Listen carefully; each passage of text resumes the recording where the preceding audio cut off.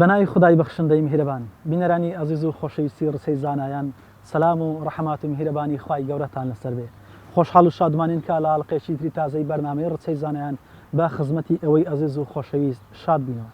خۆشەویستان وەک دەزانن کە بەرنامەی ڕسەی زانایان باس لەو مامۆستا ئازیزانە دەکات کەوا لە ژیاندا نەماون بەڵام توڵی تەمەنی خۆیان سەرف کردووە لە پێنا و پێگەیاندنی مامۆستایان و فەقیان و هەروەها لە بۆ بڵاوکردنەوە و خزمەتکردنی ئاینی پیرۆزی ئیسلام و زانستەکەی تواونەتەوە. ئێمەش دەخوازین کە بتوانین لەم سۆنگەوە بتوانین ئەو مامۆستا ئازیزانە بە ئێوەی ئەزیز و خۆشەویست شاد بکەین. بۆ ئەڵقەی ئەمجارەش لە خزمەتی مامۆستای پایەبەرز ڕێزدار مامۆستا عەبدوڕەحمان ماستاوەی دادەبین بۆی ئێمە لە نزیکەوە زیاتر ئاشنای ژیانی ئەو کەڵە پیاوە بین ئاخۆ چۆن ژیا و هەروەها چۆن لە خزمەتی گەیاندنی پەیامی پیرۆزی ئیسلام بوو دوجاریش کە گەڕاوە لای خودای میهرەبان چی لە دوای خۆی جێهێشت لەو هەموو عیلم و معریفەت و زانستەیەکەوە بوون بە سەدەقە جاریە بۆی. ئێوەی ئەزیز و خۆشەویستیش تا دواساتی بەرنامە بینەرمان بن. ژیاننامەی مامۆستا عەبدوڕەحمان. مامۆستا مەلا عەبدوڕەحمان حەمەد ئەحمەد لە ساڵی 1932 لە هێلەوە لەدایک بووە. ماوەیەک لە هێلەوە و ماستاوە دانیشتووە و بە مامۆستا مەلا عەبدوڕەحمان ماستاوەی ناوبانجی دەرکردووە. لە ساڵی 1957 ژیانی هاوسەری پێک دێنێت. خاوەنی 7 کوڕ و 2 کچ و 2 برا و خوشکێکیشی هەبوو. مامۆستا بە گەورەی دەچێتە بەرخوێندن بە ناڕەزایی خانەوادەکەی چونکە ئەو کات کەسابەت و مەعیشەت سەخت و دژوار بووە. مامۆستا لە چەندین شوێن خوێندوویەتی لەوانە گوندەکانی سیاو، سۆربەش، گڕاو، خوڕمەڵا، چلهەوێزە، دیبەگا، شێخ شێروان، عەوێنە، دوو گورتکان و لە لای چەندین مامۆستاش خوێندوویەتی لەوانە. مەلا عەبدولقادر لە سۆربەش، مەلا محەممەد قیڕژەیی لە سۆربەش، مەلا ئەبووبەکر لە گڕاو، مەلا حەسەن لە خوڕمەڵا، مەلا محەممەد لە چلهەوێزە، مەلا سەلیم لە دیبەگا، مەلا ئیسماعیل لە شێخ شێروان، مەلا عەبدوڵڵا لە عەوێنە، مەلا ئەبووبەکر کۆیی لە دوو گرتکان. هەر لە لای ئەویش بڕوانامەی زانستی وەرگرتووە. لە پاش وەرگرتنی بڕوانامەی زانستی لە چەندین شوێن مەلایەتی دەکا لەوانە پارانیان، دوو گرتکان، دوو سەرا، جۆنان، ئاکرێ، مزگەوتی موفتی لە هەولێر، مزگەوتی شەهید سەباح لە هەولێر، مزگەوتی ئەبووبەکری سدیق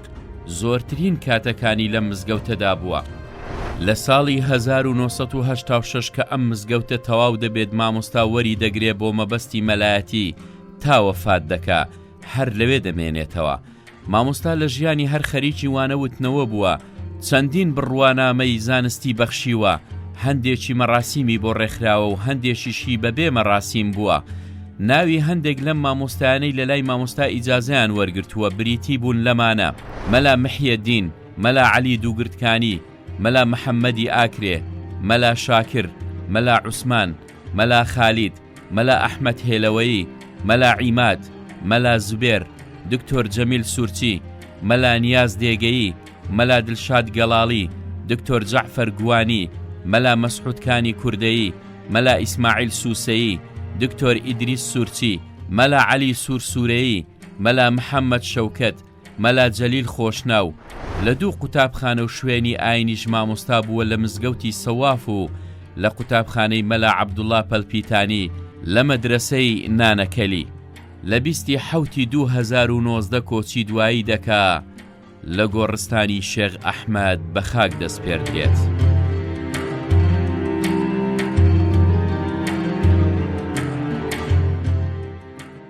دووبارە سەلام و میهرەبانی خوداتان لەبێ ئازیزان و خۆشەویستانی ڕسەی زانایان. خۆشەویستانم دەڕۆنە لای کوڕە گەورەی جەنابی مامۆستا ماستاوەی بەڕێز مامۆستا ئەحمەد خەتات. مامۆستا جان سەلامی خوای گەورە. سەلامی خوای لە ئێوەش بێ بەخێر بێن سەرچاوان. خۆشەویستان بۆ زیاتر قوڵبوونەوە هەڵدانەوەی پەڕێژانی زەنای مامۆستا لە نزیکەوە کە کوڕە گەورەی زەنای مامۆستا لە بەمان دەدوێت جایمە حەزەکەن سەرتا پرسیارەی بکەین کە زەناوی مامۆستا زیاتر باسمان لە باسی پێگەی زانستی زەنای مامۆستایە. مامۆستا لە کەیەوە بڵێن ساڵی سەرم کە دەستی کرد بە کۆکردنەوەی زانستی شەرعی یان بڵێن دەرسی فەقیهاتی. مامۆستا بابم لە تەمەنێکی گەورە چوویتە بەرخیندن لە عائیلێکی فەقیریش بووینە. کەسابەت بووینە، کەسابەتی زیراعەت و شتی وایان کردە داک و بابی زۆر پێویستیان بە منداڵەکان بۆ کە کەسابەت بکەن. ئەوانە سێ برا بووینە کەسابەتیان لە بۆ بکەن. منداڵیش هەموو هەر کاسب نییە، بەس بابم کاسب بووە، بەڕاستی کاسبیش بووە هەرچەندەوە سبحان الله مەرەقی خوێندن دەکات لە تەمەنێکی گەورەش تەمەنی گەورە دەبی کە دەستە بەرخیندی گەورە چەند واللهی درێ گەورە بوویمە بزەبەت ئەمە نازانم چکەوە پێشی ژین هینانی بووە دەرسی ئەکادمی نەخوێند دەرسی ئەکادمی نەخیندێ بەس ئیمتیحانی خارجیدایە امتحانی خارجیدا بەس ئەو جیانەیە کە چوویتە بەرخیندنێ ئەوەل جێ کە ساڵەکەت لێ ئەو واللهی ساڵەکەم لە لای نییە چکە هەمووی پێشە من بووینە ئەوانە گوندی سیاوی بووە سەرەتا لە گوندی سیاوی چوتە گوندی سیاوی خوێندی تێوانەی دەرسی قورئانی خوێندبیتن ئەگەر مامۆستا لەگەڵ گوندەکانیش ئاماژەت بە مامۆستاکانی واللهی گوندی لە سیاوی نازانم چێ بووە بەس پاشان هاتەوە سۆربەشی لە سۆربەشی هاتەوە مامۆستایشی لێ بۆ بەناوی مامۆستا محەممەد قیڕیژەیی ئەو بخۆی لە ماستاوە لە چ لەدایک بوو بەخۆی زیاتر بابم هەموو جارێ باسی دەکرد دەیگو ئەمە زیاتر لە هێلەوەی بووینە نەک لە مامۆستا لە هێل ئەم ماستاوە بەس دیارە بەزرێ بە ماستاوەی مەشهور بووی مەدەنا من لە هێلەوەی زیاتر دانیشتی لەبەر چ بەی مەشهور بووە وەڵاهی لە باستاوەش دانیشتیدا باستاوە هەوڵ هێلەوە لێک نێزیکن لێ ئەوە هەلێ خەتینە بەخۆی با پیشم زۆر لەگە ئاغای هەڵی نەکردیە دائیمەن گوندی زۆر کردیە گوندەکان پاشان هاتە سۆربەشی لە سۆربەشی لەکن مستعیدێکی خوێندیتی بە ناوی مامۆستا مەلا محەممەد قیڕیژەیی قیڕژەیی دەرسی ئونموزەجی خوێندیە دیارە لە سیاوی قورئان و شتانەی تەواو کردیە خوێندیە ئەو زەهاتیە پاشان دەرسی ئونموزەجی لە لایوی خوێندیە پاشانەکە هاتە گراوی لە گراوی لە لای مامۆستا ئەبوو بەکری خوێندیتی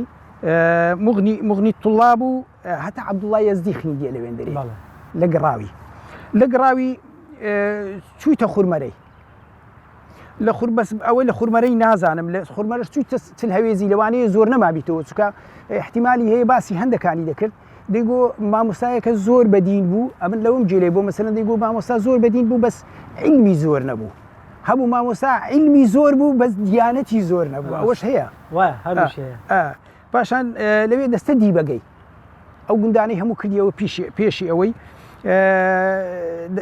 پاشانەکە دەستە شێخ شەروانی لای مامۆستا مەلا عەبدوڵڵای شێخ شەروانی پاشان دێتەوە عەوێنەی لە عەوێنەش لای مامۆستا مەلا ئیسماعیل نالەکەری هاتیتەوە کنەوی هەندێکشی لە لایوی خوێندیە ئاخیر چشتی کە منهەجی گەورەیە کە منهەجی کۆتاییە دەیخینی دەستە دوو گوتکان لە لای مامۆستا مەلا ئەبوبەکری کۆیی دەیخین حتا ساڵی 56 هێشتا ژنی نایە تا ساڵی 56 لە لای مامۆستا مەلا ئەبوبەکری کۆیی پاشانەکە لەگەر چار مەلای یەک لەوانەمە ئیجازەی علمی وەردەگرن لە لای مامۆستا مەلا ئەبوبەکری مامۆستا مەلا زەوهەر بوو خوا ئەفریقا نەمایە مامۆستا مەلا ئەحمەد هێلەوەیە نەمایە مامۆستا مەلا سەمەد و مامۆستا مەلا جەواد ئەوانە ئەو چار کەسە ئیجازەیان لەکن مامۆستا مەلا ئەبوبەکری کۆی خلاص کردی کە ئیجازەی وەرگرت ئیدی دەستی بە مەلایەتی کرد کە ئیجازەی وەرگرتیە دەستی بە مەلایەتی کردیە دەستە پارانیان لە پارانیان دیارە مودەک دەبینێتەوە ژنی لە پارانیان دەینیتن لە پارانیان دەرسی بە دوو مامۆستایی گوتیە دووسێ مامۆستایی یەک لەوانە مامۆستا مەلا مەحیدین چەند ساڵێک لە مووسڵێ مەلا بوو مامۆستا مەلا مەحیدین مامۆستا مەلا عەلی دووگوتکانی دەرسی پێگوتیە مامۆستا کاکەش هەر کوڕی مامۆستا مەلا ئەبوبەکری هەر لە پارانیان دەرسی پێگوتینە پاشانەکە کە لە دووگوتکان مامۆستا مەلا ئەبوبەکر دەڕواتن دیارە دێتەوە هەولێرێ بام دەستە جێوی لەوێن دەرێش فترێک دەبیتە مەلا لە دووگوتکان پاشی فترێکی لە دووگوتکان دەبینێتەوە نازان بود دەکەی چەندە بزەبت دێتە هەولێرێ ئەو جارە لە هەولێرێ دەستە دووسەرەی ئاخر مەحەتەی دووسەرە دەبیتن لە دووسەرەی فەقێ و تەسەوڕ ناکەم لە دەرەوەی شار لە دووسەرەی مامۆستا مەلا خەلیلیشی لێبوو مامۆستا مەلا خەلیلیش هەموو کەسەکە ئینسانێکی زانایشی بەناوبانگە عالمێکی گەورە بوو ئەویش لەوێن دەرێ دەبیتن لە دووسەرەی ئەوەی نابیتن فەقێ و شتیوالە نابیتن بەس هەر خەریکی علمەکەی خۆی دەبیتن هەتا ساڵی 67 لە 67 ئیمتیحانێکی خارجی دەداتن کە ببتە مەلایەکی ڕسمی هەتا ئێستا مەلای گوت تەسەوڕ دەکەم وازام لە مووسڵێ ئیمتیحانەکەی دەداتن ئەو جێ یەکەم نەقلی لە ساڵی 67 لە بۆ بادینیان دەبیتن نەقلی بادینیان حکومەت دێنێ لێ مەلایەتی لەوێ دەینێشتەوێن درێ لە گوندێک پێی دەرێن گوند جۆنان و دوو باشقاڵ هەنا دینارتە لە ڕێزی لەو ڕێزەینا لەگەر ئاکرێ چەند ماوە لەوێ 2 ساڵ لەوێن دەرێ ماوە لەو 2 ساڵەی بابم ماشەڵڵای لێبیتن یعنی هیچ ڕاوەستانی نەبووە مامۆستا یعنی ئەگەر منهەجی گەورە نەبوایە فەقی نەبوایە لە منهەجی گەورە دەرسی بگوت باە دەرسی قورئانی دەگوتەوە لەوێ قورئانی هیچ ڕانەوەستایە دەرسی قورئانی بە 3 کەسان ختم کردیە لەوێندرێ پاشان بووینەوە مؤەزینیش یعنی کە خوێندەواریش نەبووینە خوێندەوار نەبووینە لە سفرەوە دەستیان پێکردێ لە حەجی ئەلفوبێی دەستی پێکردێ لە گەریان 2 ساڵ لەوێ مایتەوە قورئانی بە 3 کەسان ختم کرد ئەوجە نەقلی ئاکرێ دەبیتن 4 ساڵیش لە ئاکرێ دەبینێتەوە 4 ساڵیش لە ئاکرێ دەبینێتەوە لە ئاکرێش دەرسێکی زۆری گۆتەوە لە ئاکرێ یەک لەوانە مامۆستا مەلا محەممەدی ئاکرەیی بڵێن هەند مەدرسەی هەبوو لەوێ دەرسی زۆر بوو مامۆستا مەلا محەممەدی ئاکرەیی بوو مامۆستا مەلا شاکر بوو ئەوی بەفکرم دێ مامۆستا مەلا عوسمان بوو مامۆستا مەلا خالید بوو ئەوانە هەموو دەرسی گەورەیان لە مامۆستا محەممەد تەوفیق بوو ئەوانە هەمووی منهەجەکانیان هەموو هەندێکی دەرسی عەرەبی دەگوتەوە جار بزار دەرسی عەرەبیشی دەگوتە بە مامۆستایەکانی عەرەبی مامۆستای عەرەبی حەزی دەبوو دەرسی قەواعید و عەرەبی بخوێنیتە لەکن دەرسی عەرەبیشی دەگوتەوە دەرسی شەرعیشی دەگوتەوە لە ساڵی 73 لە ساڵی 73 هاتەوە مزگەفتی موفتی لە مزگەفتی موفتیش بەس مەلایەتی دەکرد لەوێن تەدریسی لەوێش تەدریسی دەکرد لەوێش تەدریسی دەکرد لەوانەیە کە تەدریسی دەکرد دەرسی بە مەلا ئەحمەد هێلەوەی دەگوتەوە کە لەوێن دەرێک کە هەر ئیجازەی لەگە دەستی خۆی لەسەر دەستی لەگەرەوی وەرگرتیە لە زمانی فەقیهاتی لەگەرەوی وەریگرتیا مامۆستا مەلا جەوهەر لەو بوو مامۆستا مەلا یاسین بوو وەلحال زۆر بوون فەقیهێکیشی هەبوو دەرسی گەوری دەکرد داوی مامۆستا مەلا عوسمان بوو حتا شتێکی ویشم بەفکردێتەوە درێ مامۆستا مەلا عوسمان بابم بەخۆی لۆی ژەڕامەوە دەرێ مامۆستا مەلا عوسمان شەوێکی زۆر مطالعی دەرسەکەی دەکا هیچ تێناگاتن ئەوجە خەرچ کەرکوچیش بوو مامۆستا مەلا عوسمان گوتی هیچ تێنە دەگەیشتم گوتی بە قورئان گوتی هەر بخۆم لەبەر خۆم پێ دەکەنین گوتم بە قورئان سبەی دەبی دەمە بەردەمی شۆفەڵەکە لە هەمووی باشترە ئەرێ وەڵڵا دواتر ئاخر منزلی مامۆستا لە هەولێر شوێ ئاخری دێتەوە مزگەفتی شەهید سەباحی دێتەوە مزگەفتی شەهید سەباح لە مزگەفتی شەهید سەباحیش دەرسی گوتیتەوە یەک لەوانە مامۆستا زوێر بووە یعنی مامۆستا و شوێنانە کە سویتە هیچی بەبێت تەدریس هیچ ئەگەر مامۆستا بابم ڕاوەستانی نەبووە منهەجی گەورەی فەقیهاتی لەبەر دەستی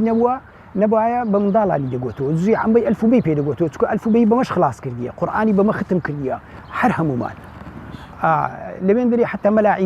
مەلا عیمادی کوڕی مەلا فائیزی ئێستا لە مزگەفتی ئەوەیە دەرسی بەویش گوتیتەوە لە مزگەفتی شەهید سەباحی مامۆستا شەمسەدین بوو ماجستێری هەبوو ئەویش دەرسی بەویش گوتی باشە مەسان بپرسم بۆن منەزانای مامۆستا حافظی قورئان بوو هەموو قورئانی ئەزبەر بوو دەکرێت بپرسم بۆن منە مامۆستا کوو بە قورئانی لەبەر کرد بابم باسی وەی دەکا وەختی خۆی دەرسی مەداریک و تەفسیری مەداریک و بەیزاوی زۆر گوتیتەوە تەفسیر تا ئەو دوو تەفسیرەی زۆر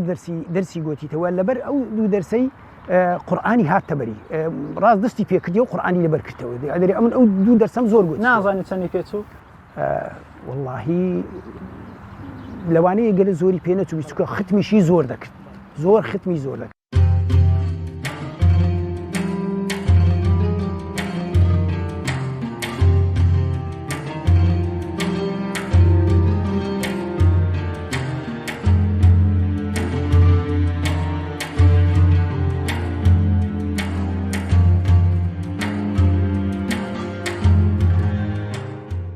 بەڕێز دکتۆر جەمیل سورچی مجاز لە خزمەتی جەنابی مامۆستای ڕەحمەتی بەڕێستان کە لە خزمەتی ئەو ساڵانەی خوێندوتان دەمەوێت سەرەتا بزانم ئەو ساڵانەی کە لە خزمەتی بوون چەند ساڵ بوو و هەروەها ئەوانانەش کە لەلایەن بەڕێزیان خوێندوتە کامانە بوون بەڵێ من تقریبا لە ساڵی 1996 هەتا 2001 لە خزمەت مامۆستا خوێندم من هاتو چۆم دەکرد لەبەرەوەی مارم نزیک بوو لە مزگەفتی مامۆستاش حجرەی نەبوو برێ فەقێ بەبەردەوامی لێ بن هەموو ئەو فەقیانەی کە لە خزمەت مامۆستا دایان خوێند هاتو چۆی مامۆستایان دەکرد هاتوو بەتەنێ لا دەخوێنان لەگەر ئەو مەوعیدی دادەنا ئەو مەوعیدەی ئەو کاتێک کە ئەمن دەچووم احتیمالە هەندێک تەواو دەبوون یان لە پاشە من هەندێک دەهاتن بەڵام تەنزیمی کاتەکەی کردبوو وەختی هەر یەکێکمان دیار بوو یعنی مەبەستمەوەیە کە هاوپۆلت هەبوو لە کاتی دەرسەکەیانەوە نەخێر بە زۆری وایە حجرەی فەقیان تەدریسی مامۆستایان قەدیم چۆن دەرسی خصوصی بە تەنها دەخوێندرێ دەرسی فەقیانیش بە زۆری وایە هەر بە تەنها دەخوێندرێ کەم وایە دوو کەس یان زیاتر بخینن ئەمیش هەر بە تەنها دەم ئەو کتابانەی کە خوێندن لە لای بەڕێزانە کامانە بوون؟ بەڵێ من لە پاش مەرحەلەی مستعیدی تقریبا تا کۆتایی لە خزمەت مامۆستا خوێندم. یعنی پاش مستعیدی ڕۆژ لای مامۆستا؟ من بەڵێ کتێبی لە فقهی با بڵێن ئیمامی شافعی ئیعانە فتح المعین بەخۆی هەمووی لە خزمەت مامۆستام خوێند. منهاجی ئیمامی نەوەوی هەردوو مجلد کە لە مغنی محتاجە با بڵێن 3 و 4 لە خزمەت مامۆستام خوێند، پێشتر ئەوانە خوێندە بوو. با بڵێن لە جامی من لە مەبنی هەتا باب الفعل لە خزمەت مامۆستام خوێند. مختصرم بابەکەش لە بیرم هەر بە بیرم مختصر لە خزمەت مامۆستام خوێند لە بەلاغە هەمووی، جەمع الجوامع هەمووی لە خزمەت مامۆستام خوێند. تحفەش کە عادەتە پاش جەمع الجوامعی بابی نیکاح و طلاق و خولع ئەوەش هەندێکم ئەوەی کە خوێندم لە خزمەت مامۆستام خوێند لە تحفەی. حاشیە عەبدوڵڵا یەزدی لە عیلمی مەنطق، گەلەمبەوی ئاداب، ئەو کتێبانم هەموو لە خزمەت مامۆستای خوێند کە مادەکانی ئەخیرن. ئەو عیلمانی کە مامۆستا دەیگوتەوە باچی هەبوو بۆ یان ئەوتە بڵێن مسەیتەر بوو لەسەر هەموو دەرسەکان؟ مامۆستا هەموو مادەکانی دەگوتەوە، یعنی لە تەوازوعی خۆشی هەر کەسێک پێم وایە کە داوای لە مامۆستا دەکرد دەرسی پێ بدێ، هەر کتێبێک بە ینی کتێبی سوختە بە مستعید بە ئاخیر مادە بە هەمووی دەگوتەوە. مامۆستا الحەمدولیلا کتابێکی هەڵدەسەنگان کە لە چ ئاستێکە جارێ ڕادەسوێت؟ بەڵێ مامۆستا تەقییمی هەبوو لە بۆ فەقیەکانی دەیزانی مستەوایان چەندە. هەتوو هەم زۆر لە خزمەتی بووی، هەمیش وانی زۆر لا خوێندونە. ئەگەر بێ باسی پلەی زانستی یان پێگەی زانستی مامۆستا مەلۆکەی وەروها شێوەی تەدریسیشی؟ مامۆستا زانایەکی چاک بوو، مەلایەکی گەورە بوو، خاوەن عیلم و زانستێکی زۆر بوو. لەگەر ئەوەش کە زانا بوو توانای تەدریسی هەبوو، هەموو کتێبەکان بلێتەوە. ڕەغبەتیشی زۆر بوو لە تەدریس، حەز و ئارەزووی تەدریس بوو، سەلیقەی زۆر بوو لە بۆ تەدریس. چونکە ئەگەر مامۆستا مەلایەکی چاک نەبی فەقەی باش ڕووی تێ ناکەن و بەردەوام نابن لە خوێندن لە خزمەتە و مامۆستا، چونکە خوێندنی حجرە و فەقەیاتی حڕیەت و ئازادی تێدایە. یعنی دائیمەن فەقێ بە دوای چاکترین مامۆستا و مدەڕیسدا دەگەڕێ. مامۆستا لە هەر چەند دەزانا بوو ئوسلوبێکی جوانیشی هەبوو لە بۆ تەدریس، یعنی ئەو ئوسلوبەی کە متتەبع لە نێو فەقێ و مەلایەکان لە بۆ تەدریس، ینی زۆر جوان فەقیەکانی تێدەگەاند. و ئەو هەموو فەقیانەی کە مجازی مامۆستان لە فەقێ چاکەکان دەلیلی ئەوەیە کە مامۆستا مەلایەکی چاک و مدەڕیسێکی باش بوو. بەڵێ هەڵسوکەوتی لەگەڵ فەقیەکان چۆن وزات؟ مامۆستا کەسێکی دیندار و خواناس بوو، کەسێکی عالیم و عاریف و خواناس بوو، ئەخلاق و ڕەوشتەکەشی ئەخلاق و ڕەوشتی زانایان بوو، کەسێکی متەوازیع و خاچی بوو. ئەنی کەسێک بوو کەوەی کە کردار بە زانستەکەی بکات. بەڵێ مامۆستا عالیمێکی عامیل بوو، وەکو دەرێن عەمەلی بە عیلمی خۆی دەکرد. یعنی زۆر جار دەگوترێت لە ناو کوردەواری حیلم لە عیلم باشترە، بەڵام مامۆستا هەم عالیم بوو هەم حەلیم بوو، هەم عەلیم بوو هەم حەلیم بوو. لەبەرەوە فەقیەکان زۆر ئیستیفادەیان لە مامۆستای دەکرد، یعنی هەر سوکەوتی تەعاملی لەگەڵ مامۆستا. ینی لە خلالی ئەو 5-6 ساڵی من لە خزمەتی بووم، یعنی جارێک من درم لە مامۆستا خوا نەخواستە مەسەلەن قوتابی ینی مامۆستا بە شێوازێک تەعاملی لەگەرە من کردبی لە ناخی خۆم عاجز بم، ئەو عاجز بوونەم نەدیتە. مامۆستا پێم وایە لەگەر هەموو فەقیەکانی هەروە بوو، یعنی ئینسانێکی زۆر متەوازیع، زۆر ڕووخۆش. هەر کاتێک چوو با ینی مامۆستا تەدریسەکەی بە زەوق و بە شەوقەوە تەدریسەکەی دەکرد و بەبێ ئەوەی یعنی ماندی ببی یان تووشی مەلەل ببی. بەڵێ ئەو پرسیارە عادەتەن لە قوتابی دەکرێت تا چەندە پابەندە بوو بەوانەکانی، بەڵام ئاخۆ مامۆستا ینی چەندە التزامات هەیە بە دەرسەکانی کە ئەو وعدانەکە دەیدا لە بۆ مامۆستا کەسێکی زاهید و دنیا نەویست بوو. مامۆستا خۆی یەکلا کردبووە. مامۆستا هەر لە مزگەوت بوو، ئەگەر لە مار نەبا لە مزگەوت بوو، کاتی نوێژەکان و کاتی تەدریس و کاتی مطالعە و لەبەرەوە من یعنی ئەگەر 5-6 ساڵ هاتو چۆی مامۆستام کردیە بەبیرم نایە ینی مەسەلەن بریم چەند دەرسێکم ئەگەر چووبی بەبیرم نایە دەرسێک دوو دەرس تەعزیەکی زەروری بووی بیچووبی مامۆستا چونکە هاتو چۆی دەرەی نەدەکرد، خۆی یەکلا کردبووە لە مزگەوت. هەفتانە بیان ڕۆژانە بە دەرسەکان؟ من ڕۆژانە ئەو کاتێک کە دەچوو ئەوەندە ساڵە ڕۆژانە لە خزمەتی بووی؟ 2 سال من لە شەریعەی دهۆک بووم، ئەو کاتێک کە لەوێ بووم طبعا ئەگەر نابەردەوام بەرێ من هاتوچۆی مامۆستا تعاملی مامۆستا لەگەڵ بەڕێستانە چۆن؟ مامۆستا قوتابیەکانی خۆش دەویست، بەڵام پێم وایە یعنی من هەستم دەکرد خۆشەویستی لە بۆ من گەلک زۆر لەبەرچ ئەمن طبعا خۆشەویستیم زۆر بوو لە بۆ مامۆستا. چەند باسی التیزامی مامۆستا دەکەم بە تەدریس، منیش بە هەمان شێواز حەز و ئارەزوم هەبوو لە بۆ ئەوەی کە ئەو دەرسانە نەفەوتی. حتا یەک لە هەستکردنەکانم ئەوە بوو من لە ئاخیر مادەکان دەمخوێند باسی زەواج و هاوسەرگیری کە با برین ئاخیر مادە عادەتەکە وایە باسی لەگەرە من کرد. یعنی قسەی فەرموو ئەمە یعنی نیشانەی خۆشەویستی و تەقدیری مامۆستا بوو لە بۆ من کە من زۆر یعنی کەیفم بەو قسە هات. فەرمووی یعنی تەشبیه نەبی وەکو میسالێک فەرمووی، گوتی پێغەمبەر عەلەیهی سەلات وەسەلام دوو لە کچەکانی دا ئیمامی عوسمان ڕوقیە بوو ئەوەلەن کە وەفاتی کرد، دواتر کەلسومی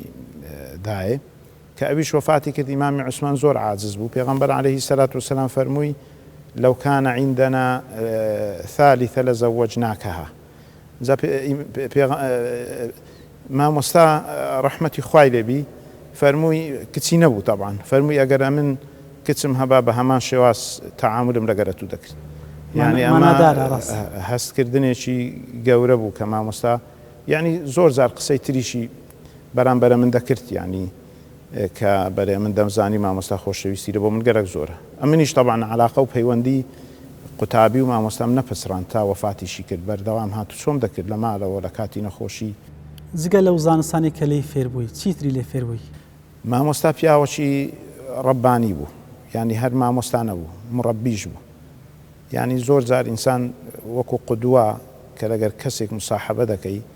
لە ئەخلاقی لە تەعاملی لە هەرسوکەوتی زۆر شت فێر دەبی.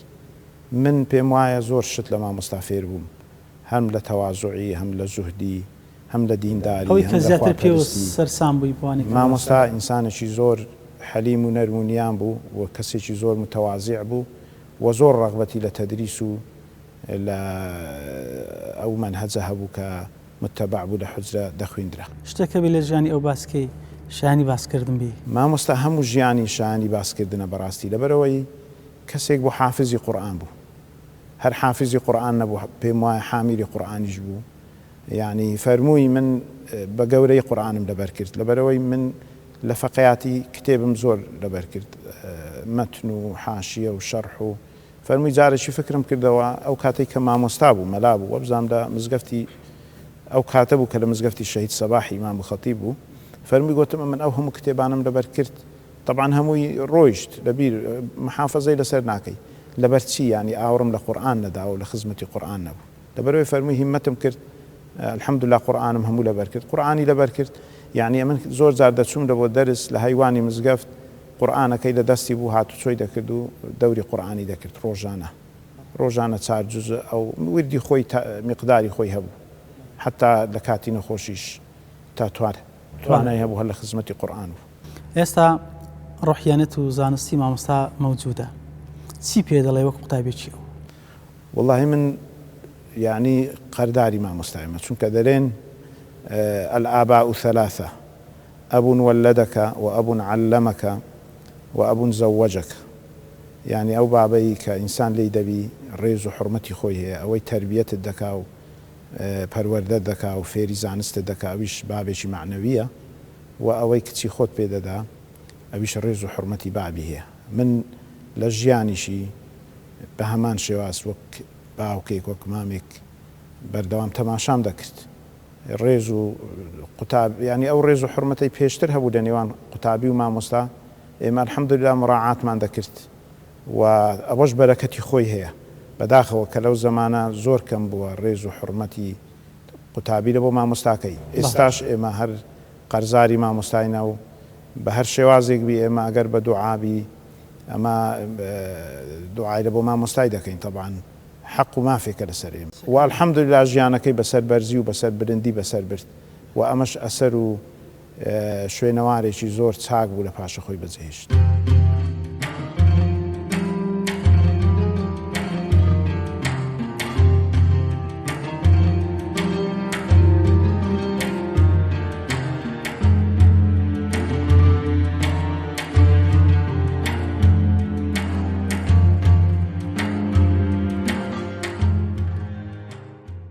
بەڕێز دکتۆر ئیدریس سورسی مامۆستای مجاس لە خزمەتی جەنابی مامۆستای ڕەحمەتی ئەگەر لێ دووپرسین ئاخۆ جەنابی مامۆستا پێگەی زانستی لە چ ئاسێک بوو؟ بسم الله الرحمن الرحيم بنای خوای بەخشەندەی میهرەبان سلام و ڕەحمەت لە گیانی پاچی مامۆستا عەبدوڕەحمان ماستاوایی کە لە ساڵی 2018 وەفاتی کردیە خوای گەورە عەفویکە من لە خزمەتم خوێندووە ئیجازەی زانستیم لە خزمەت وەرگرتووە لە ساڵی 2001 يعني نزیک 21 ساڵ بەر لە ئێستا ئیجازەم لە خزمەتی وەرگرتیە لەو مزگەوتەی لە خزمەتم خوێندووە جەمەل جامعەم لە خزمەت خوێندیە بەڕاستی پێگەی ئەو مامۆستا لە ڕووی عەلمیەوە پیاوێکی عالم زانا ئاگادار بە تەواوی معنە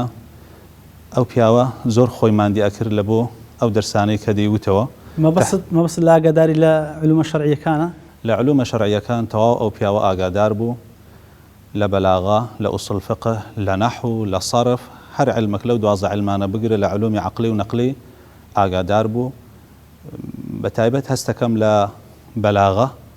و لە ئوسولی فقه حتى لە بەلاغە مختصری پێی دەوتین لە معهدی خەتابە ئەو پیاوە تەلخیصی پێدەوتین تەلخیص المفتاحی ئیمامی قەزوێنی کردبوویە سوال و جواب يعني ئەو پیاوە دایما حەزی لەوەی بوو علمەکەی ئاسان بکات تعقید نەکا حتى وەبزانم کتابی مەلاجامیشی کردوتە سوال و جواب ئوسلوبێکی ڕاقی هەبوو لە دەرسوتنەوە مەبەستی ئەوە بوو کە تەڵەبە تەواو حاڵیبی هێواش لەسەر خۆ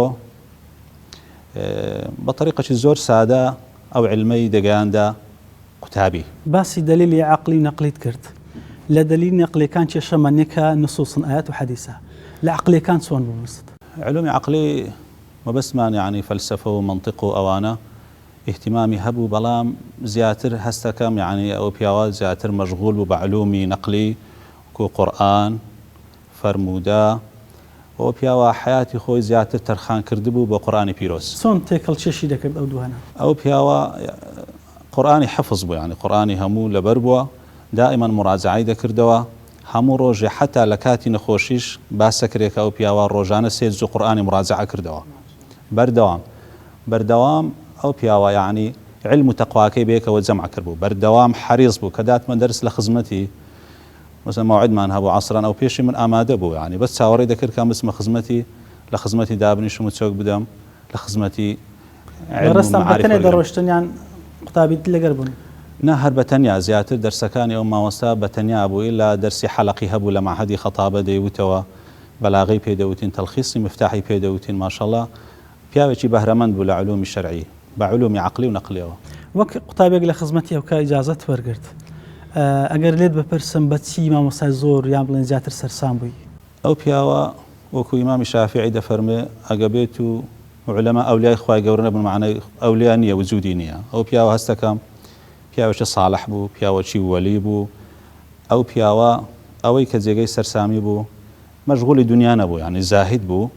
و باسی دنیا و سیاست و ئەو شتانی نەدەکرد یعنی کە داتینە خزمەتی یەکسەر دەیوت با دەست بە دەرسەکەی بکەین کە دەرسەکە تەواو دەبوو تەڵەبێکی تر داد لە خزمەتی دەخوێن یعنی ئەوەندە مەشغوڵی دنیا نەبوو حتا بابەتی ئیجتیماعیاتش ئەو پیاوە هەستەکەم یعنی ئەوەندە سەرقاڵ و ڕووچ بوو لە علم و تەقوا ئەوانە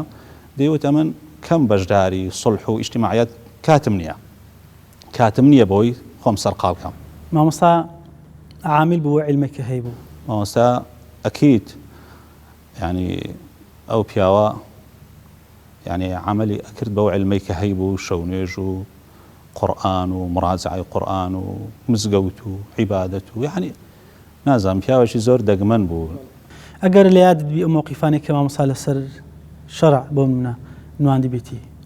بحکمی ئەوەی ئەمن يعني هەدە چوومە خزمەتی و دەرسەکەم دەخوێند کەمتر يعني ئاوە لەگەڵی تێکەڵ بووم بەڵام دیارە يعني موقفی علمی و عملی ئەوەی کامل لە بەرچاوماق عالمێکی گەورە بوو عاملێکی گەورە بوو ئەکید عالمی عاملش مواقفی خۆی هەیە مەرج نییە من لە خزمەتی هەستم بەو شتانە کردی بەڵام زۆر لەگەڵ ئەوەش يعني پیاوێکی کراوە بوو بەو مانای زۆر يعني حەزی لەوەش بوو کە تەڵەبە بیتە ئەکادیمیش يعني لەو کاتێکامە لە کولەی دەرچوین و دەستخۆشی لێکردین وتی فەرمووی یعنی حەزەکەم ئێوە شەهادەتان هەبی بچنە پێش دنیاش پێویستە. بەڵێ چەندە حەریز بوو لەسەرەوەی بوون منیان بڵێن چەندە حوبی هەبوو لەوە قوتابیەکانی کە جەلسەی علمی دەبەست لەگەڵیانە تەواو تەرکیزی لای تەڵەبە بوو تەواو حوبی تەڵەبەی هەبوو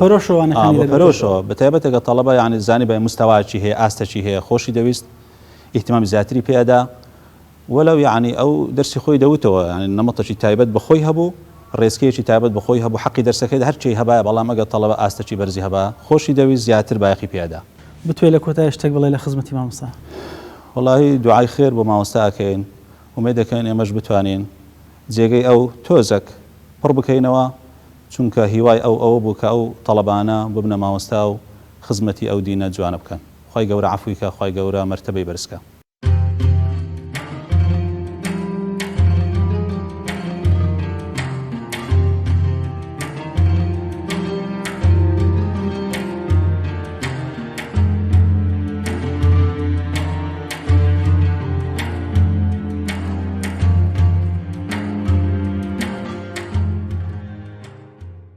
بەڕێز مامۆستا جەلیل خۆشناو ڕاستە بەڕێزان لە خزمەتی جەنابی مامۆستا بڕوانامەی زانستیتان وەرگرتێ بەڵام زیاتر حەزەکەم لەو بوارەوە قسە بکەم کە باوکی بەڕێزان بەڕەحمەتبی هەم بەڕێزیشتان کە خاوەنی ئەو مزگەوتە بن کە مامۆستای بەڕێز لە 1970 تا 2018 تقریبا 30 ساڵ لە مزگەوتی بەڕێزتان ماوە. جا دەدەمەوێت پرسیاری ئەو کە مامۆستا بەرکەوتەی یان بڵێن تەعاملی لەگەڵ خاوەنی مزگەوت چۆن بوو؟ بەناوی خوای گەورە و میهرەبان درود و سڵاو لەسەر گیانی پاچی پێغەمبەری پێشەوامان درودی خوای لەسەر بێ. هەزاران ڕەحمەت لە گۆڕی مامۆستای کۆچکرد و مامۆستا عەبدوڕەحمانی ماستاوە. وەڵا بە حەقەت باوکی ڕەحمەتیم ناسینی ئەو لە مزگەوت شەی سەبەح بوو لە گەڕەکی شۆڕژ لەگەڵ جەنابی مامۆستای مەرحوم. مامۆستا لەبەر ئەوەی پابەندێکی زۆری هەبوو بە مزگەوتەوە بە ئیمامەتی بە خوتبە ئەوانە باوکی ڕەحمەتیشم لە ساڵی 1986 دەستی بە دروستکردنی ئەو مزگەوتە کرد مزگەوتی ئەبوبەکری سیدیق. لە ساڵی 1988 مزگەوتەکە تەواو بوو. لەو کاتی تەمەنای دەکرد هەموو جار لۆمەی دەستجێڕاوە بە ڕەحمەتوی دەیگوت تەمەنام دەکرد کەسە چۆچی مامۆستا عەبدوڕەحمانی ببێ بە ئیمام و خەتیب لەو مزگەوتە. الحەمدولیلا لەبەر چی تەمەنای دەکرد ئەو؟ لەبەر ئەوەی زۆر زدی بوو لەو مزگەوت. يعني مزگەوتی وەکی خۆی تەماشا دەکرد بە هیچ شێوەیەکیش إلا اللهم حالەتە تەواری بە لە مزگەوت غائب بەباگەنا غائببوونی نەبوو مامۆستا حتا لێرەش حتا وەکو سەحەتی باش بوو لە هەموو نوێژەکان لێرە ئامادە بوو. هیچ بەرکەوتە و تێکگیران دروست دەبوو. بابم کە مزگەوتەکەی تەواو کرد کلیلی تەسلیمی مامۆستا عەبدوڕەحمانی کرد بە خانیەوە گوتیات و صاحب مزگەوت لە دەستپێشی بوونەوەی مامۆستا لە دەست پێک مزگەوت افتتاح کرا کلیلی مزگەوتی تەسلیمی مامۆستا کرد کلیلی خانەکەی تەسلیم کرد. بەڵێ یەکتریان دەناسی ئاشنایەتیان لە مزگەوتی بوو شەهید سەباح هەبوو کەم جەنابی مامۆستای پێش بێتێر لە مزگەوت شەهید سەباح بوو مزگەوتەکەی تەسلیمی ئەو کرد تاوەکو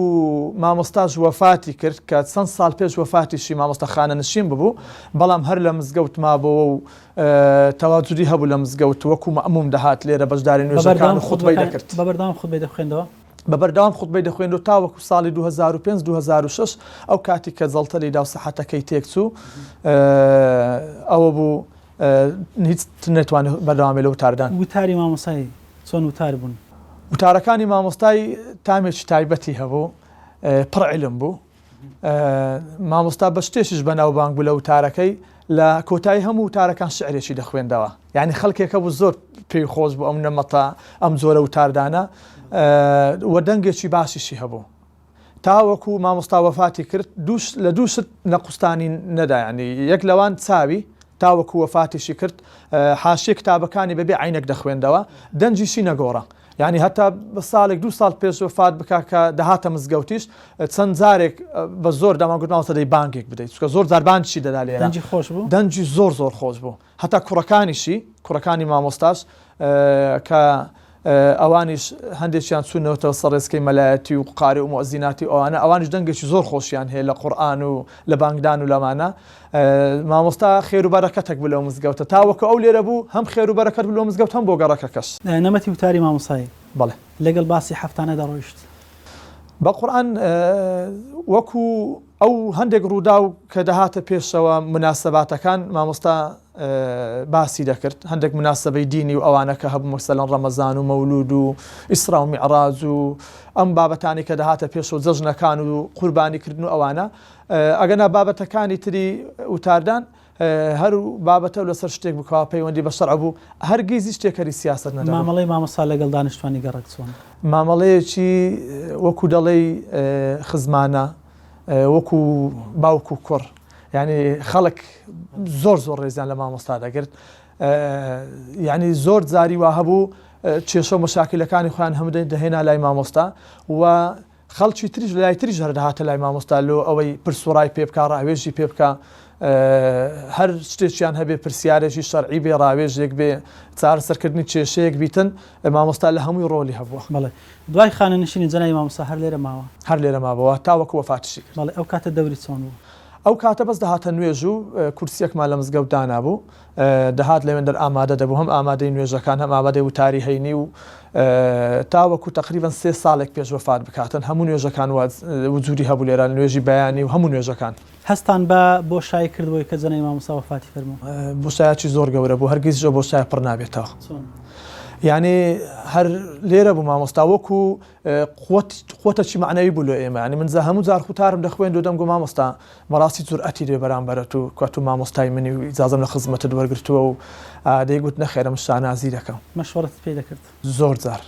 زۆر جار پرسپۆران پێ دەکرد. دەمگوت زیاتر ئامۆژگارەکانی چ بلەوەت؟ زیاتر ئامۆژگارەکانی ئەو بوو دەیفەرموو خۆتان پڕ عیلم کەن، تێکەر سیاست مەبن، دائیمەن نەسیحەتی مەی دەکرد دەیگۆ ڕەفتارتان جوانبی لەگەڵ خەڵک، ئێوە مەلان، ئێوە پێتان دەوترێت میلادگری پێغەمبەری خوا صلی الله علیه وسلم، هەرگیز خۆتان لەکەدار مەکەن و ئەو پیشێژ لەکەدار مەکەن. شتێک بتوی بڵێ لە کۆتایی؟ دوعای خێری لە بۆ دەکەم ئینشاءالله مامۆستا جێومەکانی بەهەشتا ومێدەوارین ئەو ئومنیاتی کە مامۆستا هەیبوو کە ئێمە بیکەین لە پاش وفاتی ئینشاءالله خوای گەورە ئەو شەرەفەمان پێ دەبەخشی لۆ ئەوەی لە خزمەتی ئەو دینە دابین و ببێ بە سەدەقە جارە چ لە بە جەنابی مامۆستای مەرحوم.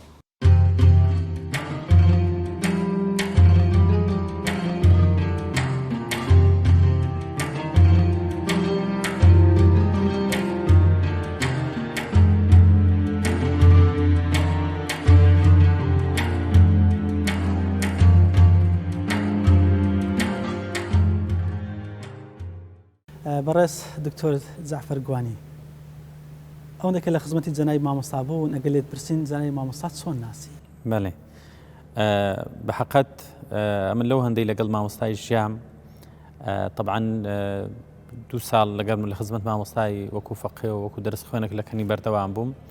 هەندێک ئاکار و صفاتی بەردەوامی هەبوون کە دەتوانین لەوانە پێناسی مامۆستای بەرجەستە بکەین. مامۆستا بریتی بوو لە کەسێک کە بە مانای وشە خۆی یەکلا کردیتەوە لە بۆ خوا، کەسێک بە مانای وشە ئەهلی عیلم و علم دۆست، کەسێک لوتکەی تەواضع و ملکەتی، کەسێک لوتکەی ئەخلاق، یعنی هەموو ئەو صفەتە جوانانە علم، ئەخلاق، دنیانەویستی بە تەواوی لە ژیانی مامۆستادا کۆبووبەوە. خۆی یەکلاکردنەوەی لەوەی دین چۆن بوو کە باسی پێ بوو؟ ئێستا خەڵکێکمان هەیە مەتەڵەن ئەهلی دینین، بەڵام لە هەمان کاتدا تێکەڵای دنیا و ئەوانشمان هەیە، طبعاً لە ڕوانگە ئیسلامیشەوە زۆر شت ئاسایی و طبیعیە، بەڵام هەندێک کەس کە ئەهلی علمن تەواو علمێکی زۆریان لەکنە و بەرەکەتێکی زۆریان لەکنە،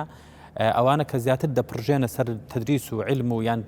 لە بۆ خوا یەکلا دەبنەوە لەوانەی خزمەتێکی گەورەتر بکەن لەوەی کاتەکەیان پەرت و بڵاو بیتن. مامۆستا بە تەواوی خۆی لەگەر مزگەوت و خواناسی و خواپەرستی یەکلا کردبەوە. مامۆستا تێکەڵاوی حتا سەردان و حتا تەعزیە و حتا گەڕان و حتا لە بەرنامەیەکی تەلەڤیزیۆنی ئەگەر داوات بکرێ مامۆستا ئەوانی هیچ نەمابوو، کاتەکانی خۆی دابەش کردبوو، یان خەریکی عیبادەت بوو، یان خەریکی تەدریس بوو، یان خەریکی مراجعی قورئانی بوو، هیچ شتێکی دیکە لە ژیانی وی نەماوە. باسی ئەوە دەکەن دەڵێ مامۆستا ئەگەر بۆ نمونە قوتابیە گەورەکانی شینەبانەکە لە ئاساشی بەرزدانە ئیدی ڕانەدەوەستا بە منداڵان دەرسی دەکەوە. یەک لە صفاتی مامۆستای کە هەم عاشقایەتی قورئانی ئەگەینی و هەم دڵسۆزی لە بۆ ئەو دینە و پەروەردەکردنی خەڵکی ئەگەینی، هەم شتێکی دیکەش ئەگەینی کە پێت دەڵێ ئیمام و خەتیب یعنی چی. مەتەڵەن زۆر جارە ئیمام و خەتیب ئەمەوا تێدەگەین کەسێک چۆن وتاری باشە یان پێشنوێژێکی خۆشەکە. نا ئیمام و خەتیب ئەگەر بەڕاستەقینی خۆی لە مزگەوت یەکلا کردەوە دەبێت شوێنەکەی پڕکاتەوە. ئێستا مامۆستا دەرسی بە فەقەیانە گۆتەمە کۆمەڵک فەقێ بووین،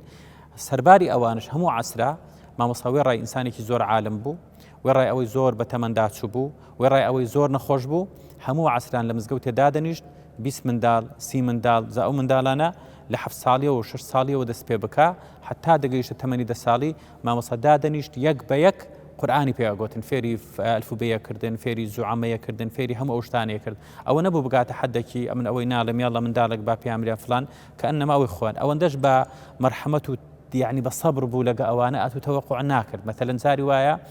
کە ئینسان بە تەمەندا چوو عادەتەن عەسەبیە بی عادەتەن هەستی ناسکە بیتن لەوانەیە ئاسان نەبی بەس مامۆستا وێ ڕای ئەو تەمەنەش لەگەڵ ئەو منداڵانە ئەوەندە میهرەبان بوو کو کەسێک زۆر منداڵی خۆی خۆش بووە زۆر لەگەریان بە ڕەحمبی لە هەموو هەڵەکانیان بوورێ ئەو ها تەعاملی لەگەرەکردن لەبەر هەندێک مامۆستا بەڕاستی بە معنای وشە خۆی لە بۆ مزگەوت و خوانەسیەکە ئاست و زانستی جەنای مامۆستا زۆر بەرز بوو لەبەر چی ئاوا خۆی لەگەڵ منداڵەمانی دەکرد بەخۆی یەکشت هەیە مەثەلەن هەر کاتێک منداڵ ڕۆ قورئان بوون هەر کاتێک مزگەوتت دیت منداڵی تێدا بوون ئەتوو هەمیشە زەمانەتی ئایندەی ئەو دینداری و خواناسیەکەی بەسم ئەوە نیە لای خوا ساحێبە بەخۆی بەس وەکو فکرە و ستراتیژ مەثەلەن دەڵێ حزبێکی سیاسییان ڕێکخراوێک ئەتوو کو دەناسی ئایندەی هەیەیان نا ئەتوو تەماشەیەکەی چەند شوێن کەوتوەکانی گەنجن یان چەند پیرن هەتا گەنج زیاتر بی یعنی ئایندەی وانە زیاترە مامۆستا لەو ڕوانگەی تەماشەیە کرد لەوانەیە ئەمن و چەند مامۆستایەکی دیکە کە فەقێ بوون لەوێ و لە کۆتاییەکان بووینە تازە خلاص ئەمە یەکلا بوونەوە دەبینە مەلا بەس چۆن گەنجێک منداڵێک کە تازە پێئگا ئەو منداڵە لە گچکەیەوە پەروەردەی نەفەوتێ مەثەن ئێستا جاری وایە داک و باب ئاگەی لە منداڵی فلانەوە نیە مامۆستایەک دی ئەو فەراغی لە بۆ هەمویان پڕەکاتەوە بەڕاستیەوە کاتێک یعنی دەرسێک بوو کەم مامۆستا دەتوانن لەو تەمەنەوە بەو شێوازەی ئەوها خۆیەک لا بکەنەوە بە تایبەتیش بەو زەوق و میهرەبانیەوە مەثەلەن ئەمە نیوەڕۆیە دەچوین دەرسی پێ ئەگوتین هەتا عەسرێ پاش عەسرێ هەندێک جاران نوێژمانەکەن مامۆستایە کرد ڕێک ئەمە خلاصە بووین دەدیت مامۆستا پاش ئەو هەموو ماندی بوونێ لەگەڵەمە جاری وایە سبێنان لە مەعهەدیش بوو لە مەدرسەی دینی بوو ئەهبینە بەرچاوی خۆت لە مەدرسەی داتەوە تانیوەڕۆیە ئیسراحەتێکی سەریع نانێکی خوارد ئەمە دەچوین دائەنیشتین دەرسمان لەکنە خوێن تا بانگی عەسرێ کە هیلاک و ماندیە لە مزگەوتی دانیش ئەو منداڵانە دەورەیان لێدا ئاخەریکی پێگوتە قورئان ئەو چ ئاستێکی شەیدا بوون لە بۆ زانست طبعا بەخۆی هەموو شت دەبێ خۆشەویستی تێدابی یعنی یەک لە مشکلەکانی مەچیە لە میهنەی مەلایەتی دەبینی هەندێک بەتابەتی لە جیلی نوێک هەمویان عەزیزی ئێمەنە بەس یەک لە خەلەلی هەمانە چیە خەڵکێک هاتیە لەبەر ئەوەی بابی وەختی خۆی کردی تێفەقێ ئێستاش خۆشەویستی لەو پیشەکەی نەبەم لیدا هاتیە جایدی خواخوایتی بە هەر نەوعەکەیە نوێژەی لە کۆڵ بیتەوە بە هەر نەوعەکی هەیە بتوانانی مزگەوتێکی دەستکەویتن کەمترین ئەرکی هەبیتن ئەوە هۆکارەکەی چیە لە ناخەوە عەشقی ئیشەکەی نییە کەچی مامۆستاشمان هێ ئێستا لەو دەوروبەرێدایان ناسم تەعین نییە یەک معاشیشی نیە هیچ شتێکیشی نییە لە ساڵی 89 لە مزگەوتەیە بەخۆی مەصرفی مزگەوتیەکە مەصرفی ژیانی خۆشیەکە ئینسانێکە ئاستی دارایشی لە خوارێ لە سەرێنیە کەچی ئەگەر یەک نوێژی جەماعەت لەوێ نەبی پێش نوێژی ناکاتن و ئازانی شێت بووە یعنی لە دەورەی دەیان گەنج پێگەیشتێ دەیان منداڵ پێگەیشتە حتا جەماعەتێکی نافەوتێ کردیتە مەکتەبێکی کۆمەڵایەتی ئەو هۆکارەکەی چیە ئەو کابرایە لە ناخەوە خۆشەویستی هەیە ئەو خۆشەویستێت لەسەر دروستەبی خاڵی یەکەم دەبێ ئەو پەیوەندیە لە نێوان خۆت و خوا ئەوانە عشقێکی وشماوسمە لە عەبدوڕەحمان عشقێکی گەورە لە نێوان خۆی و خوای هەبوو کە عشقەکە لەگەڵ خوای گەورەت هەبوو ئیدی کە ئەتوو شەیدای هەموو ئەو شتانەبی کە بەرەو خواتەبە دووەم هەستکردن بە بەرپرسیارەتی پیشەی خۆت مەثەلەن مامۆستای ئاینی کە پیشەی مامۆستای ئاینیە دەبێ بگەینە قەناعەتێک ئێمە ئەگەر لە پیشەی مەلایەتی سەرکەوتوو بووین ئەگەر لە هەموو شتێکی دیکەش دۆڕاین بە سەرکەوتوو حسابین چونکە لە پیشەی ڕاستەقینەی خۆمان سەرکەوتوو بەڵام ئەگەر خوا نەخواستە لە پیشەی خۆمان فەشەلمان هێنا ئەگەر لە ڕووی کۆمەڵایەتی هەموو ڕۆژی سڵح و مەسلحەتی بکەین خەڵکی تێکەلایە بین 2000 سەرکەوتوونین لە بەخۆی ئاوا مامۆستا کە تێیدا سەرکەوتوو بوو بەڵام هاندان و ئامۆژگاری لە بۆ قوتابیەکان و فەقیەکانی سۆن مامۆستا کەسێک بوو زۆر کەمدوو بوو یعنی ئەوە نەبوو مەثەلەن دابنیشی قسەت لەو کامەجلیسن لە بۆ دابنێتن بەڵام ئەخلاقی مامۆستا بەخۆی مەدرسەیەک بوو مەثەلەن ئەمە نمونەک لە باسەکەم کە دڵنیام ئەوانەی لە خزمەت مامۆستا خوێندیتان هەمان نەزڕ و تێڕوانی منیان هەیە پاش ئەوەی مامۆستا جەڵتەی لێدا و کەوتە سەرجەیان و ئەوانە بوو ئەمە چوومە سەردانی طبعاً بەخۆ بە خێزانی بە ئەو وەختەی ئەمە چوومەکنی منداڵەکانی ئەو وەختی لەو ژوورێ نەبوون یعنی کە چاوی بە من کەوت کە دیتی فەقێوی بووینە و لەکنەوی بووینە یعنی هەستت بە خۆشەویستێک کرد هەستت بە ئەوە کرد یعنی باب کە چەند ساڵە لە منداڵی خۆی دابڕایە حەز بەوەی ناکاتن ئەوە خۆی لە خۆیدا حتا لە ژیانی تەدریسیش بەردەوام وابوو مەثەلەن ئەمە کە دەچوینە ئێرێ ئیشی لە ماڵی هەبوایە لە دوی نردبانە هەمووی شێکی ڕەتە کردەوە بەس لە بۆ ئێمە ئەوە خۆی لە خۆیدا ئەمەی فێری ئەوە ئەکرد کە دڵسۆزانە ئیش بکەین کە خەمخۆر بین کە کاتەکانمان بەزایع نەدەین فعلەن ئەو ئیشەی کە هەمانە خۆشمان بووێتن هەتا لە ئیشەکەیدا سەرکەوتوو بەڵێ گریانی لە بۆ ڕابردووی مامۆستا مامۆستا یەک لە سیفەتەکانی پەیوەندی بە ڕابردوو هەمیشە هەی بوو مەثەلەن جار و باردا دەنیشت کە باسی ڕابردوویە گێڕاوە بە تایبەتی هەندێک حاڵەتی خۆی داهاتە پێش چاوان یان هەندێک مامۆستایانی داهاتە پێش چاوان مامۆستا هەمیشە فرمێشتی لە بۆ ڕابردوو دەباران طبعاً ئەو فرمێسک باراندنە بەشێکی پەیوەندی بەو غوربەتەوە هەبوو کە هاتبوو بەشێکیشی هەڵقڵاوی ئەو خۆشەویستی وەفایە هەبوو بەرامبەر مامۆستایانی هەبوو ئێستا مەثەلەن خەڵکێک هەیە لای کەسێک دەخوێنی لە زانکۆیەک دەخوێنی لە مامۆستایەک دەخوێنی دەبینی دوایە هیچ وەفایەکی نییە بەڵام مامۆستا یەک بوو لەوانەی زۆرترین وەفای بەرامبەر مامۆستاکانی بەرامبەر خەمخۆرەکانی بەرامبەر ئەوانەی لە ڕابردوو پێوەماندی بوونە طبعاً ئەو خەمخۆریەش گریان لە بۆ ڕابردوو بمعنە ئەوە نەئەتوو لە ڕابردوو بشی بەس ئێستا دەزانی چی دەکەی لەبەرچی چونکە ئەکا تو ڕابردووی خۆت لەبیر بوو بە چ معانات و بە چ ئازار و نەخۆشیە گەیشتی ئێستا دەزانی چۆن ئەرکەکەی جێبەجێ ئەەکەی بەڵام کە ئەو ڕابردوت لەبیر چوو معانات لەبیر چوو مثلەن یەک لە مشکلەکانی ئێستا تەڵەبەی ئێمە چییە دایک و باوکێک لەگەڵی مادی ئەبی تاسەری ئێسقان کەچی تەڵەبەکە هیچ ناخوێنی لۆ وەفای بەرامبەر باسی ئەوانەکەم کە ناخوێن باسی باشەکان ناکەم طبعاً لەبەر چی چونکە وەفای ئاگای لەوەی نییە ئەو هەموو محنەت و دەردەچیە کەچی تەڵەبەشمان هەیە کە دەبینیت بابی دایکی برا و خوشتی چەند پێوەماندی بووینە هەوڵ دەداتن بە باشترین شێوە سەریوان بەرز کاتن چونکە ئەوکەی جە مامۆستا ئەو ڕابردووی هەمیشە لەگەڵدا بوو بەرامبەر مامۆستاکانی بەرامبەر هاوکارەکانی خانەوادەکەی هەمووی دەکرێت بڵێن مامۆستا مردووە مردن یەکشت زۆر گرنگە من لە باسی مردنی مردن پەیوەندی بە جەستەوە نییە جاری وایە خەڵکمان هەیە لە ژیانە بەڵام مردیە خەڵکیشمان مردیە بەڵام زیندیە ئەو لەو سنفەیە ئێستا سەدان کەسمان هەیە حالیان لە ژیاندایە بەڵام وجود و عەدەم بوون و نەبوونی وەکوویەکە ئەوانە زیندوونە بەڵام لە واقعدا مردوونە بەڵام مامۆستا بەڵێ زیندووە زۆر بە زیندویش زیندووە لەبەرچی کۆمەڵک فەقی پێگەیاند ئەمن لێ بەدەرێ مەثەلەن هەمویان ئێستا جێپەنجەیان دیارە یعنی یەک بەیەک دەتوانم لە بۆ دەستنیشان کەم بەشی هەرە زۆری لە شوێنێک فراغی زۆر گەورەیان پڕکردیتەوە ئەوە جاری وەکو علمەکەی مامۆستا ئەوە بەردەوام بەرهەمی هەیە دووەم وەکو خێر و حەسەناتیش هەر وشەیەک لە زاری وانە دێتە دەرێک کە مامۆستا بەشێک بە لە پێگەیانی ئەوانە خێری مامۆستا هەموو تێدایە بە دڵنیاییەوە دەڵێم مامۆستا زیندووە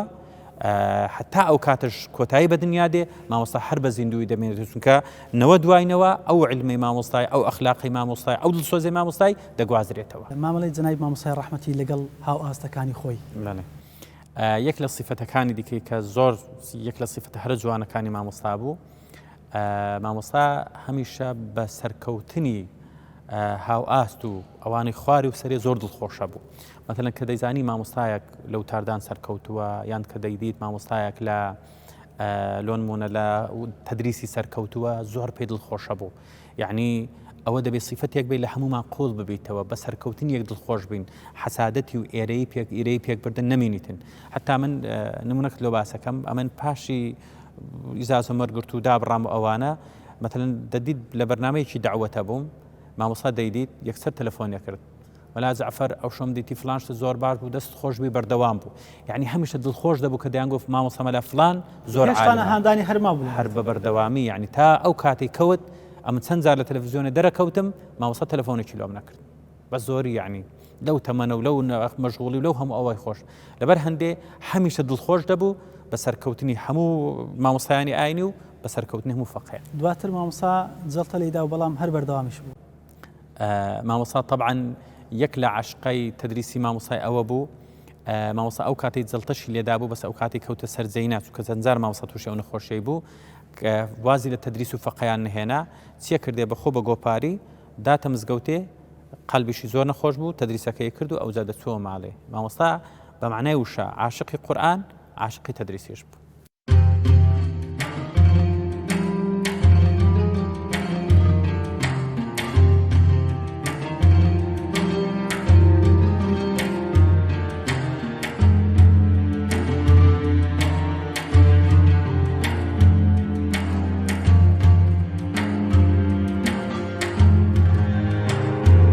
مامۆستا ئامۆژگاری ئەوەی کە زۆر تاکید لێ دەسە کردو لە بۆ منداڵەکانی زیاتر ئامۆژگاری چ بوو لە بۆ ئێوە واللهی بام هەموو دەبێ خەریکیمە بووە دەرسی هەمومان بگوتەوە لەوانەش یەکمان بووە مەلاعمە زەمیستم گازاندەیە بکەم هیچێکتان لە ئەوە یەکمان مەلای پێگە بەرزەی هەبووە سەلامەت بی وەڵا هەمومان تقریبا نیم چەمەلایەکی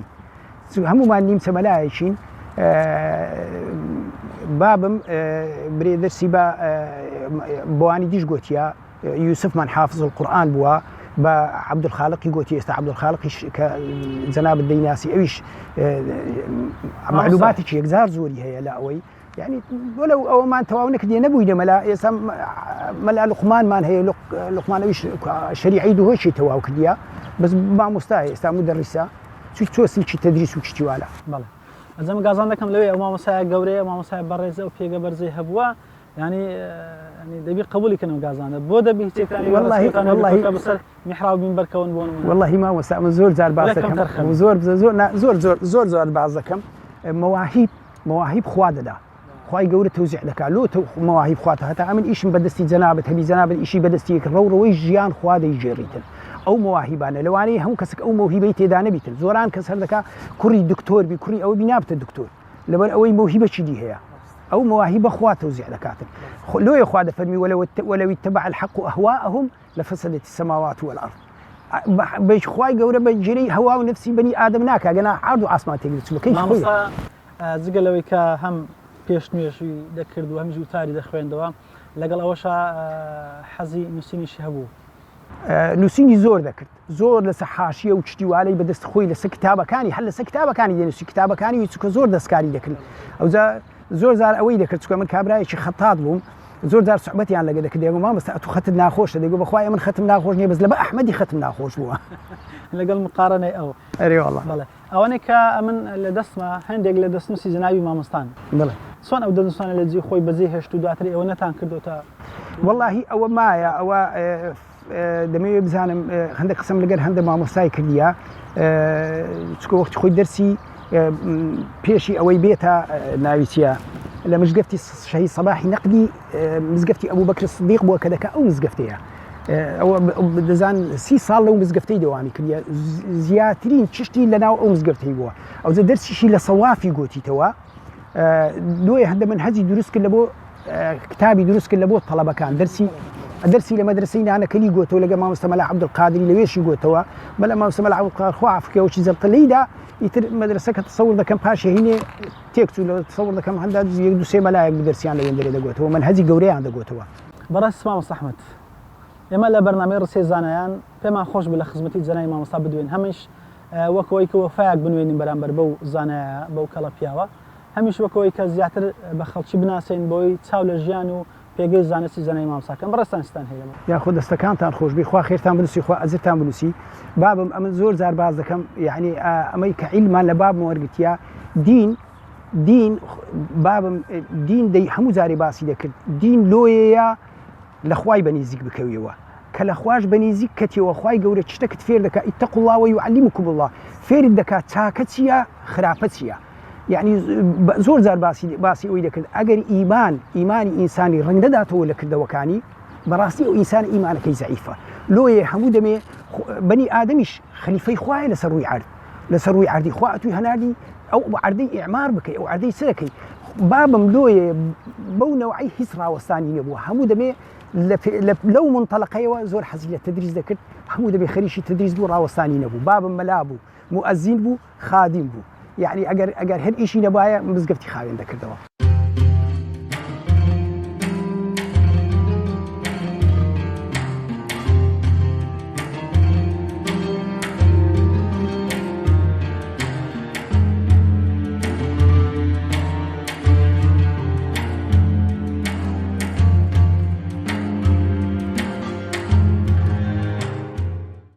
بەڵێ بینەرانی عزیز و خۆشەویستی ڕچەی زانایان ئەوەی پێشکەشمانکردن تەواوی ئەڵقەی ئەمجاری بەرنامەی ڕچەی زانایان بوو لە خزمەتی مامۆستای پایەبەرز و مامۆستای عزیز و خۆشەویستمان بەڕێز مامۆستا عەبدوڕەحمان ماستاوەی مامۆستای پایەبەرز مامۆستایەک بوو کە خوای گەورە بەرزی کردبەوە بە زانست و زانیاریەکەی وەک خۆی فەرمێ يرفع الله الذين آمنوا منكم والذين أوتوا العلم درجات مامۆستا کەسێک بوو کە خوای گەورە خێری بۆ ئەو دەویست کەسێکی خێردار بوو ئەهلی خێر بوو بۆی کە فێری زانست و زانیاری کرد بوو کە سەرمەشق و پێشاومانە فەرمێ صلى الله عليه وسلم من يريد الله به خيرا يفقهه في الدين مامۆستا توڵی تەمەنی خۆی لە خزمەتی گەیاندنی ئاینی پیرۆزی ئیسلام و ئەو پەیامە جوانە بوو تاکو سەری نایەوە و گەڕاوە لای ڕەحمەتی میهرەبانی خوا. خۆشەویستان ئێمەش سوپاسی بینێریتانەکەین کە تا ئێستا بە دیار بەرنامەکەمانەوە دانیشتن لە دوعای خێر بێبەشمان مەکەن دەخوازین کە خوای گەورە مامۆستای گیان بێتە پیاو چاکان و شەهیدان و ساڵحان ئێمەش لە خزمەتی ئەو لە ڕۆژی دواییدا کۆ بکاتەوە. تاکو دیدار بەخوای گەورەتان سپێرم هەر شاد و سەرکەوتوو بن. خوداتان لەگەڵ.